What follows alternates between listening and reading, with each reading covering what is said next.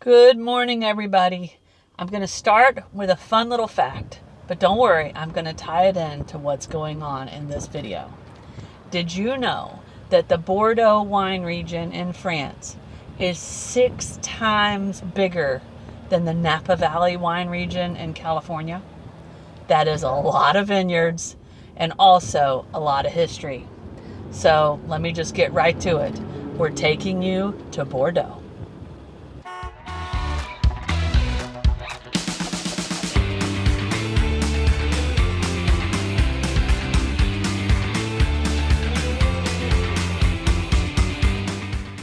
Get ready to dive into the heart of Bordeaux, a wine region, not just a city, but the area surrounding the city, the wine capital of France. We're kicking off our tour in the charming medieval town of Saint-Émilion. This place is straight out of a fairy tale, with its cobblestone streets and ancient stone buildings. And let's not forget, of course, the world-class wines. We're talking about rich, full-bodied reds that'll blow your mind. So if you're a wine drinker, grab a glass, because we're going to explore. Let the wine adventures begin.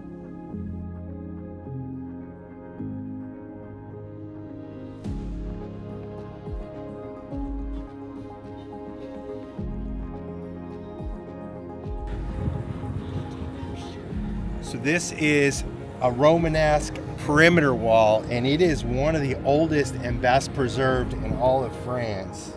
And it was important in the 13th century for this region of Bordeaux.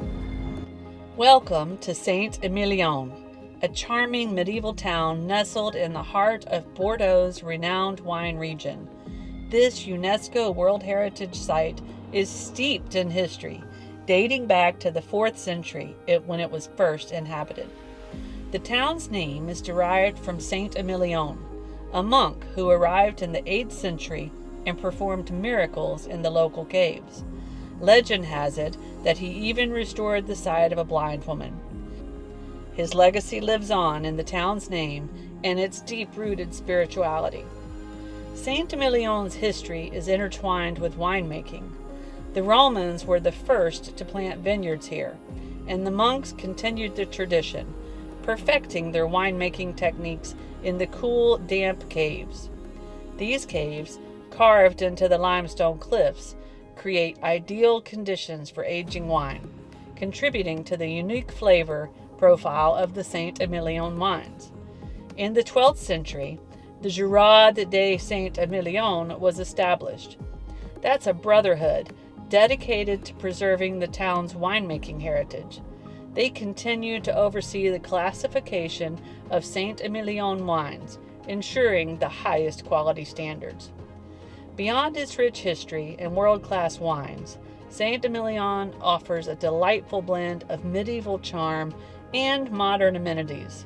We're going to wander through these cobblestone streets, admire the churches, see all the stuff carved into the rock face, and we're going to try to find a little cafe where we can have some lunch, have a glass of wine, and maybe even try one of the world-famous Saint-Émilion macarons.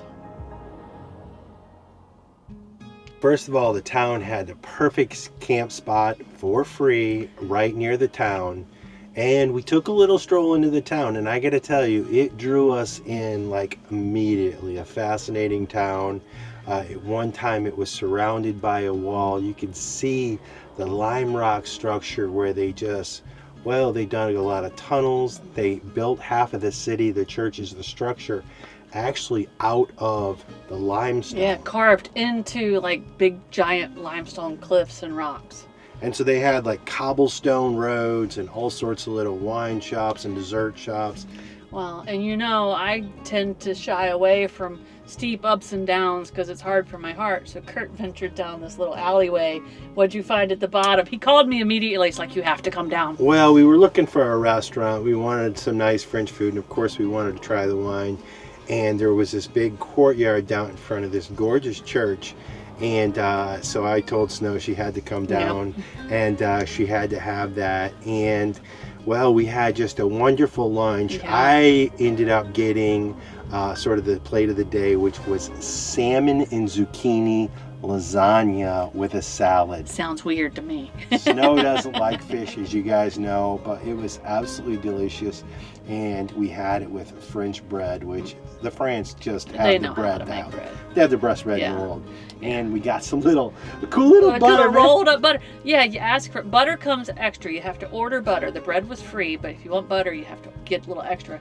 So we'll have to try to look at their. It was like a Tootsie Roll. Yeah, it looked like a giant Tootsie Roll of butter. It was so French. But of course we had to try the wine, and we tried some of the local wine from the region. Now, we are not wine connoisseurs. We ordered, to be quite honest with you, the cheapest glass of wine from the region. We wanted to make sure it was on the region. What was it, €7 or €8 a glass? It was like €7 a glass. Yeah. But we do, spoiler alert, we do have a little wine tasting seminar coming up. What did you have for lunch? I had a salad. So I just went with a salad. It had lots of apples and lettuce, and it had little goat cheese medallions that were heated up on these little toasted crostinis, and it was drizzled with balsamic, which I'm used to, but also honey, and it was really, really good.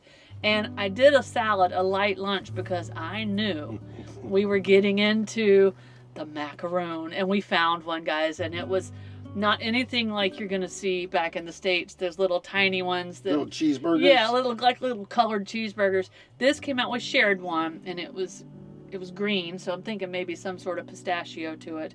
And it came out, and it was like this big, and it was stuffed with the cream inside. We couldn't figure out how to eat it because the outside cookie part is kind of hard, so we broke it in half and ate it like toast. But when you take a bite of it, all of a sudden it just dissolves. It's so good. It was so incredible. Well, then it came with this little side of fresh cream. And again, the butter, the cheeses, and the creams here in France are amazing. Yeah. So like a dollop of fresh cream, and then like a little scoop of maybe coffee ice cream. Maybe like pecan. Something.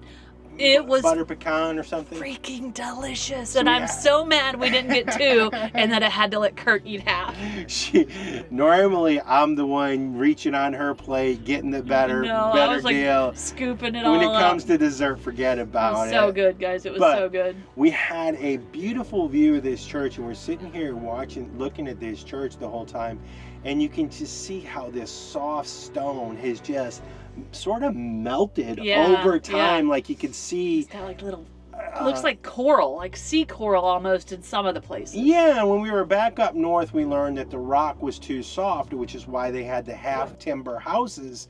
We did see some of that here as well, but most of the town, and again, even this church, you could see how it was like it was like natural stone up to the top, and then they built on top of it. Well, and then you remember I told y'all at the very beginning of this part of the video that this is kind of a religious destination. It was a town started by Saint-Émilion that did all those magical healings. There are several churches in this town. So that was the one church that we were sitting by when we were eating the lunch, and we were leaving, and we accidentally stumbled into another church.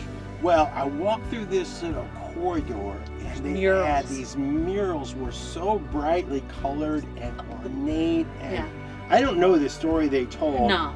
But I was just fascinated by the artwork and the beauty, and it surrounded this courtyard, and it had all these columns, and again, it was made out of this same soft stone, so you could just see how over time it just was slowly dissolving this whole and beautiful artwork. And I walked through this door, like a modest little door. It was like the side door. We didn't even know we were walking into a church, we're just wandering around at this point. Yeah, and because we had to go through this little alley to get there. And we walk in, and it's this long, tall, and we've been in some amazing churches. But when you are just absolutely not expecting to walk into such a phenomenal place, I mean, you walk in, and you're like, wow. Yeah. It was really, it kind of hit you in the face how cool it was. We didn't even expect it. Like, it felt like a really small kind of village town or whatever. And then all of a sudden you get into this church, and it was massive, and again made out of the same stone. So it was just, you could almost feel like you were going back to the time, and I don't know when this church was built. I Googled it when we got back to the van, because we didn't even really know it was here. So it's called the Saint-Émilion Collegiate Catholic Church. It is a working church. There's priests and all sorts of stuff that live there, and it's an active church. and they started building it in the 12th century, so that's the 1100s. So it's got a little bit of the Gothic and Romanesque type styles to it, and just kind of goes to show this really is not just a wine destination, but a religious destination. Because remember, I told y'all the monks in this area, way back after the Romans left, like in the 300s, 400s, and 500s, are the one that perfected winemaking here. Wow. But I can tell you, as we walked up to the front of the church, there was just a lot of beautiful artwork and carvings and statues. The lighting was perfect in there with the light stone. And I got to be honest, I've never seen snow so immersed It really in shocked a me. church. Yeah. I mean, we both just were Blown like away. I said, from the time we walked into this city, we were just captivated and pulled in. Yeah. And then the one last thing we did before we left the town is I had to go back to these caves that Snow was talking about. And as she said, this was where they stored the wine. This is where the monks, they perfected the wine from all the way back in the Roman days. And again, nowadays, it's kind of converted into a wine tasting room and a display case for all the beautiful wines that they have here. But you can still see some of the old processing stuff, and you can still see the history that was in that place. And so I got to tell you, this place, we weren't really expecting a ton from this place. And it quickly shot up on our scale. A really cool little place. But it's where we're going to wine today down, but not the video, because we have big plans for tomorrow. Wine tasting at a vineyard. Yeah. So we'll see y'all in the morning. We got to get these door open for these kitties because y'all can't see them. But G is pacing back behind the camera here. We'll see you guys. See you in the morning. Well, we'll see you in the morning, but we'll see you in a few minutes. It'll be like 2 seconds, like right boom, now. Welcome to the Côte d'Essence and the Chateau Vineyard, because the wine is from the Chateau Vineyard. It's a little property of 7 hectares of wine. It's a family exploitation. Can you pronounce the name again? The Chateau Obéna. Chateau Obéna. Exactly. Obéna. You have a Obéna. Exactly. And it's a family property since 3 generations. Mm-hmm. 3 generations. The third is Paul. And you have a 4th coming with the children of Paul in Florence. Florence is the wife of Paul, and the vineyard comes of the family of Florence. On the 7 hectares, you have the variety grapes, the most famous in Bordeaux. It's a Merlot and Cabernet Sauvignon, Cabernet Franc. We make 3 red wines. We left our city parking lot in Saint-Émilion this morning and made a short 20-minute drive through the rolling vineyards to Chateau Haut Baynat. Now I know I am not pronouncing that right, so I will put it on the screen. It's a vineyard here in the Bordeaux region.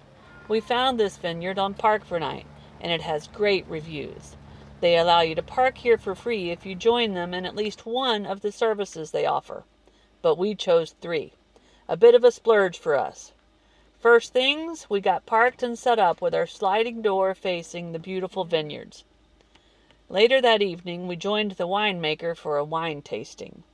There was another lovely couple here from Germany, and it turns out we have a lot in common and really enjoyed chatting with them throughout the evening. Now, Paul is the winemaker, and he had an intern to help out. His name was Albaume.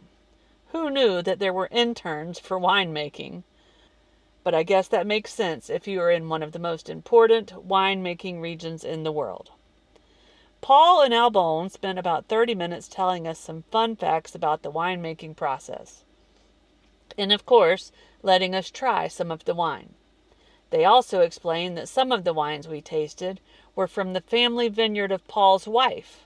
Her name is Florence, and that vineyard is just a couple of kilometers down the road. Some of the fun things we learned is that almost all of the wine made in this region is a blend. The wine we're drinking tonight was 80% Merlot. There are 2 fermenting steps for most of the wine.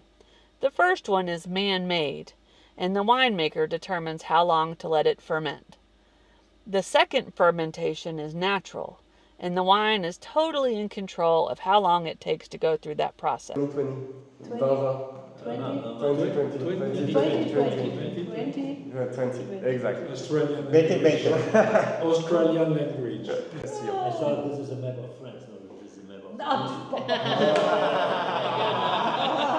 That is a good excuse. Never The name, the Libournais, and Le Blayais.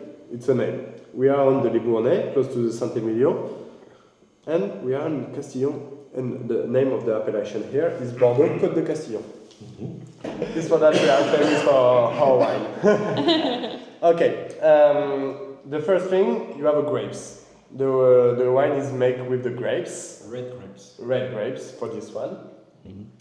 The variety grapes is the Merlot and the Cabernet Franc. For all the wine is 80% Merlot and 20% Cabernet Franc. We have 2 fermentation for our wine because on the start is just the grapes. The first fermentation. After that, you put the wine on the cement tanks. Underground. Because for keep the temperature, because for the second fermentation is really important. The temperature is really important. Why? The second fermentation is natural fermentation, I tell you before, and it's not starting if you are under 20 degrees and it's stopping after 22 degrees. So right And there. the cement keep the temperature Yeah. because it's underground. Yes. The ground. And Underground and cement, is yeah. and it's the cement. I think First fermentation on stainless steel. Second fermentation cement tanks and engineering on cement tanks. and Engineering. and cementing. Cement tanks. Cement tanks. Concrete. Yeah, concrete, yeah. Concrete tanks. In the ground. In the ground, in tanks, underground. Concrete. Concrete, yes. I smell wine.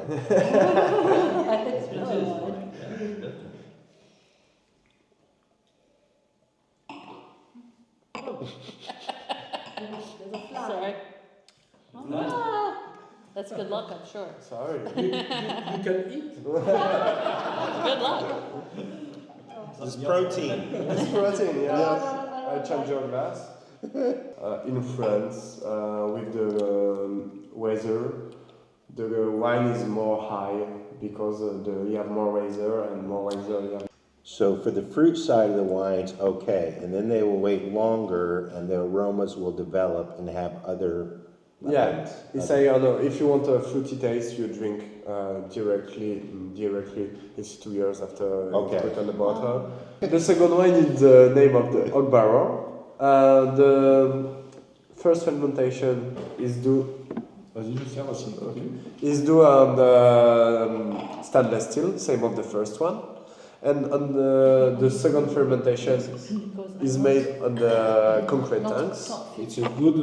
Same of the first one. But the difference is not engine on the concrete tanks, but on the oak barrel. It's he used the old oak barrel. Sorry. He buy that the old oak barrel. He have 1 or 2 years on the Saint-Émilion or Pomerol. Because it's really calm because more is used, is you don't have this oak taste really strong. It's for that you use the old oak barrel.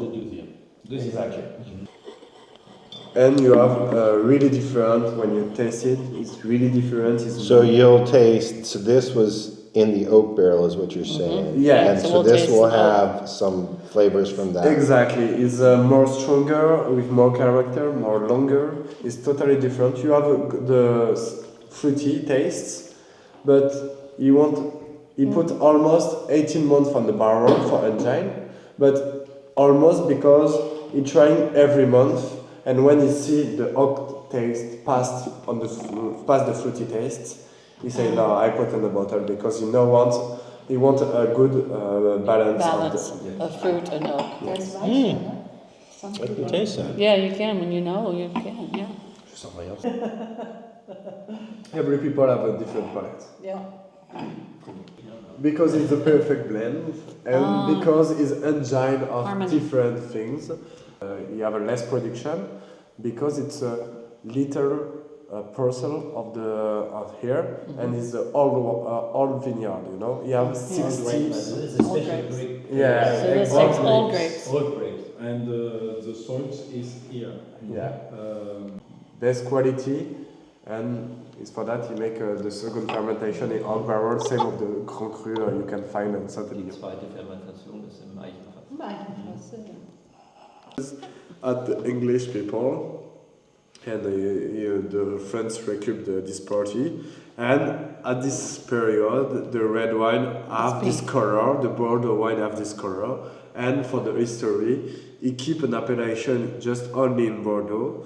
It's a claret because the English people call that claret. Claret. And we can produce that with the red grapes. It's same. It's on the top always. Oh, and then you can skim it. And after you remove the juice, you recoup the skin, and after you have the press, you know. And you press because you have a lot of things on the skin, what I tell you before, and you have a lot of things at recoup on that, and you recoup, you have a lot of juice, and you recoup the juice of the press, and the name is the juice of the press. It's really different of the wine, and you can make the blend with that because it's more upper, you know, it's more hard, more strong because you have. The first wine we tried was a little fruitier than the second two Merlots. It was from a different year, and it came from Florence's family vineyard. The second Merlot had a bit of an oak taste to it. It also came from Florence's family vineyard down the road. The third Merlot was from the vines right outside of our van, and it was considered the more prestigious wine. When we asked why, we were told because of the age of the vines. The older the vines, the better the wine. The vines that this wine came from are 50 to 60 years old, and there are not very many of them on this vineyard, so they can only make a little bit of that wine. Now, I am no wine connoisseur for sure, and neither is Curt, but we could both tell that the third wine was better, and I'm sure quite a bit pricier too. We finished the evening with a wonderful charcuterie board, with cheeses, breads, meats, fruit, and even a few veggies. We added in a bottle of wine. I thought you were going to sing. There are several options on the menu, but we chose the mixed board, and we were very happy and full. So I told you we chose 3 services. 1, the wine tasting, 2, the food, and the third service was saving the best for last. They have a spa room with a hot tub that you could reserve for private use. Now, one thing I miss about living in a real house is a bathtub. And back in Florida, we had a hot tub on the back porch, and I sure do miss that. So this was a very special treat, and to say we ended our night relaxed is an understatement. We highly recommend a night or two in this great vineyard. You need to email them in advance to make reservations. And if you're wondering what our evening cost us, the grand total for everything was just under 100 euros. Now we are headed south to chase the warmer weather. We need to pick up a package in town so that Curt can work on getting our Starlink permanently installed, and then we'll be looking for a campsite for him to do that work. But our time here in Bordeaux has been amazing. Did they fit? Dum-da-da-dum.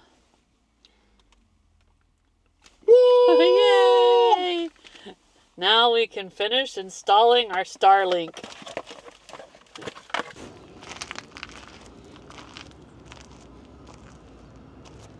These wires are right here. Oh, they'll go in something like that. So they'll come right across here and up, and they'll go through into the box, through the wall into the box. And in the box will be Our plug. this. So this steps 12 volts up to 24 volts. The output on the thing is 20 volts, but you use power over the length of the thing. So then you'll just, this barrel will be right here. So you'll plug the satellite in right here, and Then the cord will be in the tube. Yeah, and then the cord will run up the tube. All right. Curt has been hard at it for several hours, and we have finally got I'm going to call it a temporary, permanent mounting system. Kind of a test, right, Curt? For our new Starlink satellite. Yeah, unfortunately, all I could find was a plastic pipe that would fit, but the guy here told me where I can get it galvanized. But yeah, we'll see. This way we can kind of adjust it. We're going to test running flat down the road to see if we can get it down the road. We've seen some videos where you can do that. But this keeps me from pulling the ladder out and having to set it up, pull the cords, all that stuff. So I'm excited to try it, really am. Yeah. So we'll let y'all know how our system works in a future video, but it is time to wind this one down. We did fancy wine country, and then we came to a campsite to do some not so fancy work. Good job, Curty. See you guys in a few days from somewhere else here on the coast of France, and maybe by then we'll be in Spain. Cheers. You want me to hold the ladder? No.